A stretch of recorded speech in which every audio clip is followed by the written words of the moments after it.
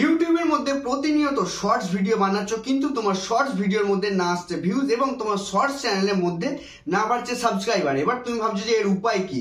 এর উপায় তো কিছু না কিছু নিশ্চয়ই আছে। হয়তো আমি আমার চ্যানেলের মধ্যে কিছু ভুল কাজ করছি, বা হয়তো আমি চ্যানেলের মধ্যে কিছু ভুলভাল কাজ নিয়মে কাজ করছি, সেই কারণে আমার চ্যানেলের মধ্যে সাবস্ক্রাইবারও বাড়ছে না, এমনকি চ্যানেলের মধ্যে বাড়ছে না ভিউজ। দেখো, আমিও প্রথমে একটা শর্ট চ্যানেলের মধ্যে কাজ করছিলাম, যেই চ্যানেলটার মধ্যে প্রথমে একদমই ভিউজ আসছিল না। তারপরে যখন আমি কিছু টেকনিক ব্যবহার করার পর সেই চ্যানেলটার মধ্যে প্রচন্ড পরিমাণে ভিউজ আসতে শুরু হয়ে গেছে। তুমি দেখতে পাচ্ছ পাশে স্ক্রিনশটের মধ্যে সেই চ্যানেলটার মধ্যে 7,000 8,000 করে ভিউজ আছে কোনো ভিডিওর মধ্যে, আর প্রত্যেকটা ভিডিওর মধ্যেই প্রায় 2-3 হাজার ভিউজ আসছেই। তো এই কি টেকনিকটা আমি ব্যবহার করেছি যে আমার এই চ্যানেলটার মধ্যে এত ভিউজ আসছে, তো টেকনিকটা তুমি পুরোপুরি জানবে এই ভিডিওটার মধ্যে। সুতরাং এই ভিডিওটা পুরোটাই দেখবে মনোযোগ সহকারে।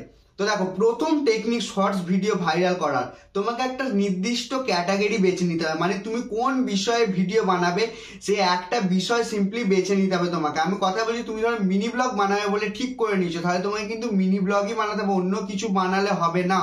বুঝতে পারলে? যে কোনো একটা জিনিস বেছে নেবে, সেই জিনিসটার উপরেই বেছে নিয়ে সেই জিনিসটার উপরেই কাজ করবে। দ্বিতীয় টেকনিক কি?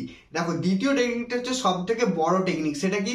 সেটা হচ্ছে যে তুমি যে ভিডিওটা বানাবে সেই ভিডিওটার এডিটিং এবং সেই ভিডিওটার কোয়ালিটি যেন 4K তে হয়। এবার তার জন্য তুমি নানান রকম অ্যাপ্লিকেশন ব্যবহার করতে পারো, VN অ্যাপ্লিকেশন ব্যবহার করতে পারো, কিংবা ক্যাপকাট অ্যাপ্লিকেশন ব্যবহার করতে পারো। বুঝতে পারলে?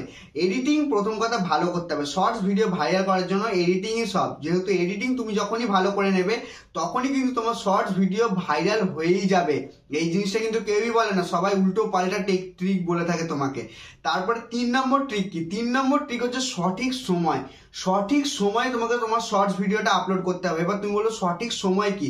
সঠিক সময়ের ব্যাপারে তুমি যদি বিস্তারিত সবকিছু জানতে চাও তাহলে অবশ্যই কমেন্ট বক্সে কমেন্ট করবে, আমি সেই বিষয়ে ভিডিও নিয়ে আসবো।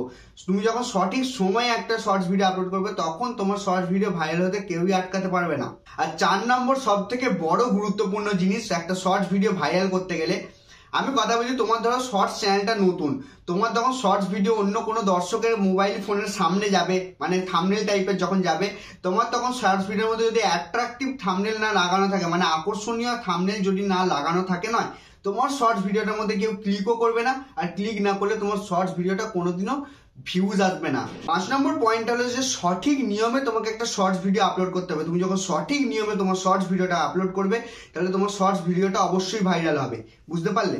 এবার তুমি যদি শর্টস ভিডিও সঠিক নিয়মে আপলোড করতে না পেরে থাকো তাহলে অবশ্যই কমেন্ট বক্সে কমেন্ট করবে, আমি সেই বিষয়ে ভিডিও অবশ্যই নিয়ে আসবো। আমি যে এই 5টা ট্রিক বললাম, এই 5টা ট্রিক মনোযোগ সহকারে ফলো করো। মনোযোগ সহকারে ফলো করলে তোমার শর্টস ভিডিও অবশ্যই ভাইরাল হবে। আর যদি তোমার এই ভিডিওটা ভালো লেগে থাকে বা কাজ লেগে থাকে তাহলে এই ভিডিওটাকে অবশ্যই একটা লাইক করে দেবে, চ্যানেলটাকে করে সাবস্ক্রাইব। দেখাবে খুবই তাড়াতাড়ি নতুন একটা ইন্টারেস্টিং ভিডিওতে। বিদায়।